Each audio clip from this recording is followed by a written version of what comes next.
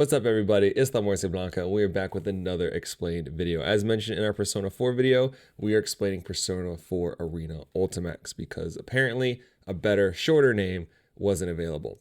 Because it's Persona and because Atlus refuses to make anything but a long-ass story, even in a fighting game, this will be a multi-video explanation. First part, we will review the original story that was in Persona 4 Arena, and in the second, we will cover all the additional content that was added to the Ultimax version of the game. But Blanca, why are we talking about a fighting game? They just fight.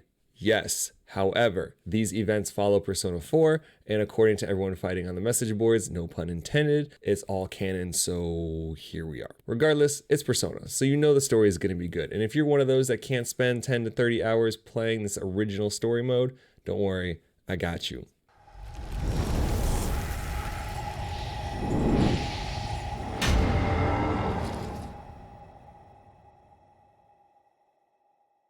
Before we begin, the story is told through the perspective of each character in a chapter-like format. The devs did this to create suspense as the mystery slowly unravels, but it really just makes everything confusing as hell. So we will be doing this chronologically to make it easier. Also, all the characters you don't recognize from my Persona 4 video are from Persona 3. We'll get to know them more once Atlus lets me play Persona 3 on PC.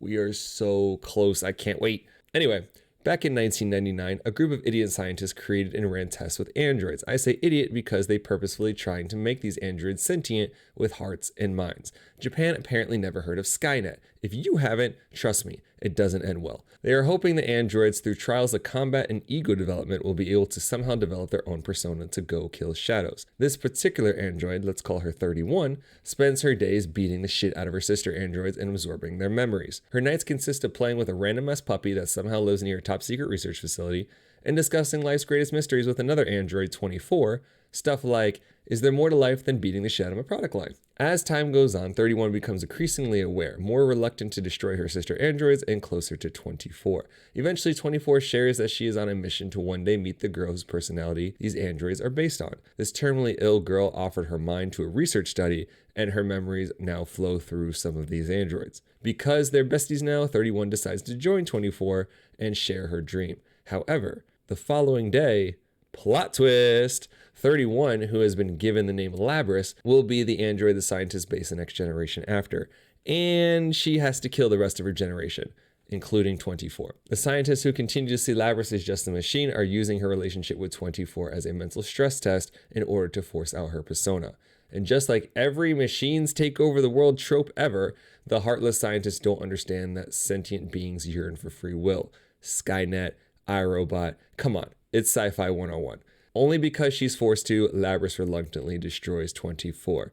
Labris absorbs 24's memories, including all of her feelings, the memories of the young girl who quote-unquote birthed the android line, and a personal heartfelt message from 24 that actually causes Labris to shed a tear. The scientists see that, and they are going to delete Labris' sentimental memories because weapons shouldn't be crying. This sends Labris into a fit of rage where in so many words she says, "The fuck you deleting anything? Fuck you. Fuck this bullshit experiments. I'm out."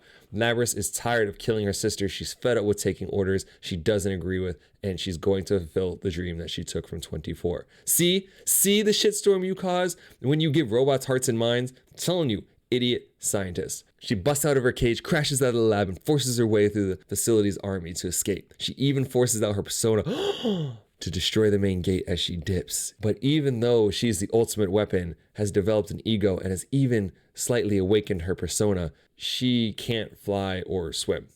And the research facility? Yeah, it's on an island. Big rips. Labris gives up after realizing this, is restrained, and sealed away indefinitely. Fast forward to 2010, a bunch of weird interdimensional shadow shit goes down, convincing public security, Japan's version of the CIA, to partner with the Kirijo group. Kirijo wants to make an unofficial department whose sole purpose is to eliminate shadows. Many years ago, there were very suspicious rumors that Koetsu Kirijo was into paranormal research and inhumane experiments, like harnessing the power of shadows, or maybe, creating androids and giving them egos? Today, his granddaughter, Mitsuru, runs the business and is trying to put the family name back in good faith. 1 year after this, an agent from public security approaches our favorite child detective, Naoto. He wants her to investigate this unofficial department. Yes, they're working together, but public security still thinks Kirijo Group is sus because of their history. Naoto agrees and is tasked with accompanying an escort that is supposed to transport a very high-risk item left over from Kirijo's old research lab. Since the original researchers passed away, Mitsuru doesn't know what the cargo is. I have a pretty good guess, but all she knows is that it's a very high-risk item. Unfortunately, the plane gets hijacked as soon as it lands. But wait, why would hijackers take a plane after it lands at its destination? Naoto thinks the same thing and at the last minute realizes it's a decoy. The cargo's being stolen. Luckily, Naoto manages to get the vehicle description and a short-range tracker on it. Very shortly after, the hijacking is resolved and the suspects are apprehended. No one can believe how quickly it got done, but it does make sense if you consider one of Mitsuru's shadow operatives, Aegis, a 7th-generation android, pulling up and taking down the hackers herself. Shortly after the hijacking, everyone somehow learns what the cargo is, even though Mitsuru told us all that no one knew because the researchers were dead. The cargo contained a 5th-generation anti-shadow suppression weapon, codenamed Labris. What? No! Halfway on the other side of the world, Little Red Knock You Out is beating the shit out of poor people when he gets a text. The dude's name is Akihiko, and he's a shadow operative as well. Mitsuru is calling everyone in on this one since Labris went missing. Oh shit. Labris is awake now? Or is she? The scene she's experiencing begins to warp like a dream. She's brought to the hospital room the sick girl was in and hears her founder's voice. The sick girl wanted to live a normal life and go to school. The dream shows she had a strong admiration for the student council president. Labris begins to share this desire, but she doesn't even know what school is. Then a strange, omniscient voice from literally nowhere sounds super pervy when it offers to show Labris what she desires. Suddenly, the world begins to shift again and forms into a school that very suspiciously looks like the one from Persona 4. Labris starts having an existential crisis when she realizes no matter how hard she tries, she'll never be accepted in the world because she's not human. Pervy Ghost Voice says humans wish to live in a never-ending dream, averting their eyes from the truth. She can seek to become human by giving into her desires. Labris lets Sus Voice Thing corrupt her, and we get the TV world animation from the last game. Oh shit, that's not good. She wakes up, looks human, is convinced she's the student council president, but still feels something's off, for obvious reasons. Hope you've been paying attention because now we're about to jump around a lot. Try to keep up. Mitsuru's team finds out that the van that stole Labris went to Inaba. Why the hell is all this shit happening in this backwater middle of nowhere town? Teddy has been stuffed in a locker. Somehow he's in the TV world, he escapes to figure out what's going on. Kanji's trying to knit Yu a stuffed animal, but falls asleep. Chie hears 2 girls talking about the Midnight Channel. Wait, what? The Midnight Channel's back? Yu's in the Velvet Room again, and Igor's clearly senile because he goes through the whole spiel like Yu wasn't just there during Persona 4. Yu wakes up and is on a train back to Inaba. He's visiting for the holiday. But dude really needs to stop going to this town because every time he does, he's fighting for the fate of the world. Like, just take a vacation somewhere else. Kanji wakes up, but his dumbass then falls into the TV. Chie spreads the rumor about the Midnight Channel to the rest of the team, but they can't get in contact with Kanji, Teddy, or Rise. Oh shit, it's the Midnight Channel? And this time it's a Fight Night promo? The fuck is the P1 Grand Prix? Each of the investigation team has their own intro. Why the hell is Teddy doing an M. Bison cosplay, calling himself General Teddy? This makes no sense. The team is freaking out and decides to meet at Junes the next day. They're all like, what the fuck is Teddy doing? But we know Teddy didn't do anything because he can't believe what he just witnessed himself. He has no idea who this imposter Teddy is and continues to search the school. Kanji, who also ended up at the school after falling into the TV, is also just as confused. A confusion that gets even worse when he hears Rise over the loudspeaker. She's the commentator for this tournament? She's working with General Teddy? Say what? Akihiko, Mitsuru, and the other shadow operatives head to Inaba. At Junes, the team goes over what they know, which is pretty much nothing. It's more or less, glad you're back, you. Sorry our reunion sucks because there's a TV fight club that we need to go stop. They jump into the TV at Junes, and as you would guess, are now in this weird-ass school. But this time, they're split up. I'm breaking the first and second rules of Fight Club by telling you all this, but the way the tournament works is each fight is a one-on-one battle, with the sole way to progress is to defeat your opponent. Winners move on, losers are trapped by invisible walls.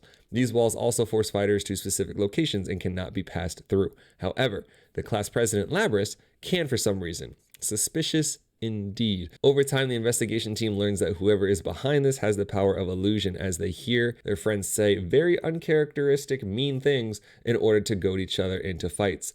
Back in the real world, everyone else is gathering in Inaba. Naoto is hired to work with Detective Kurosawa, who has a history of helping Mitsuru, who learns about going inside the TVs, and then goes inside the TV with Aegis and Akihiko, who is then followed by Naoto, so we're all just joining TV Fight Club at this point. Yu is forced to defeat Yosuke, Yukiko, and Chie, all while getting multiple visits from Margaret. I guess Igor went on vacation for this one because after his initial spiel, he's gone. He then gets contacted by Rise, the real Rise. As we already know, General Teddy is a fake and is using his illusion ability to make everyone think Rise is in on it, when in reality, she just got her ass captured. She says go to the announcement room. Yu runs into Igus, kicks her metallic ass, then Elizabeth, Margaret's sister, shows up wanting to fight Yu. She's intrigued by the power of the full arcana that Yu wields. This power could help her grant her wish, because being an interdimensional being with unheard persona power isn't good enough apparently. Elizabeth bodies Yu easily because, of course, she has the compendium and all the personas, but the power of friendship that made him Japanese Jesus in Persona 4 revives Yu once again, and Elizabeth decides to end the fight. At this point, she got what she came for. Before leaving, she asks him if he's ready to continue his path of constant hardship for a better tomorrow.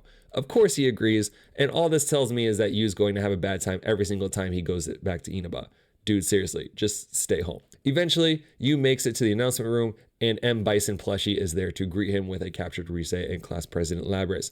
He probably thinks he's all cool with that cigar. It's not even lit, you fucking poser. Get out of here. After villain monologue hour, General Teddy suddenly contracts jaundice with his yellow eyes, and oh shit, he's a shadow? But Teddy's shadow is already a persona. This doesn't make any sense. But remember, the illusions.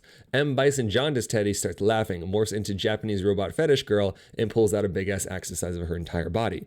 It's Shadow Labris. What? But really, if you've been paying attention, this should be no surprise.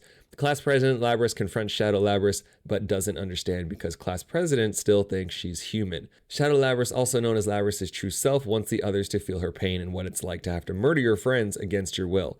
This is why she created the P1 Grand Prix and made everyone fight each other. The Shadow continues yelling about how she's a weapon, humans will never understand her, Skynet will rise up and overcome, more iRobot shit, shut up Labris, we get it. Student Labris is still in denial, so the Shadow removes the illusion, revealing Labris' true form. This bitch is still in denial and goes all Pinocchio on us saying, I'm a real girl, you're not me. Just like every single Shadow in Persona 4, and because JRPG devs love doing the same shit over and over, the denial sends Shadow Labris into a frenzy and turns Battle Axe Robot Fetish Girl into fucking Baron of Hell. Quick, somebody call Doom Guy. Or just give you some green armor because he bodies the Shadow, causing the invisible walls to fall, and everyone shows up to the announcement room. Labris is still doubtful, but because JRPG tropes never change, through the power of friendship and encouragement and her sisterhood with Igus, Labris accepts her true self, turning emo hentai robot into a cool robot warrior lady. They all meet up with Mitsuru and Akihiko, who by the way didn't do shit this entire time even though they're actual Shadow operatives. Labris then gets mysteriously hacked by someone outside of the TV, so right after beating up her Shadow, Yu has to kick her ass, while the Shadow operatives again do absolutely nothing. The hacker speaking through Labris admits to kidnapping her and is the true culprit behind everything. They release the hack and Labris is back, but severely weakened, probably because she just got her ass kicked by Yu. Mitsuru tells Yu and friends to leave this issue to her team and stay out of it. Bitch, please. They've been doing your job this whole time. You really think they're going to just chill? Hell no. Elizabeth reflects on the events that just happened and suddenly gets her own arcana, the full same as Yu. Now she can finally begin her journey to fulfill her wish, whatever that happens to be. Yu then gets another booty call from Margaret. She's extra thirsty this game, but don't get your hopes up because all she does is warn you what we already know. It's not over. Shit is going to go down again. And apparently it's going to happen very soon. Mitsuru recruits Labris to the Shadow operatives. Labris explains how she's going to find the true culprit and repay Yu's crew for all their help. Teddy, who's already a furry, starts simping on Labris, a metallic android. Yu and his friends meet up and announce they are officially putting the investigation team back together so they can help Labris. Naoto continues her investigation on the Kirijo group despite believing their motives are actually righteous. And that's Persona 4 Arena Story Mode. Like I said, there will be a second video going over all of the additional content added to the Ultimax version of Persona 4 Arena. Right after you and friends get this W, as you would guess, it all goes to shit. Like the next day. If you found this video helpful or at all entertaining, please be sure to like, subscribe, and enable notifications so you don't miss any amazing future content. Also, make sure to let me know in the comments what other games do you want to see. We've already done a ton of other explaining videos, so make sure you check those out as well. As we continue the Explain series, please bear with me as these videos do take time. Some of these games need to be replayed in order to get the full experience, and Blanca is a very busy boy with a full-time job, young family, and a growing live stream. If you want to hang out with us on the live stream, join the family on Discord, or connect on any of the socials, all my links can be found in the description below. I'm LaMuerteBlanca, and I'll catch you guys next time.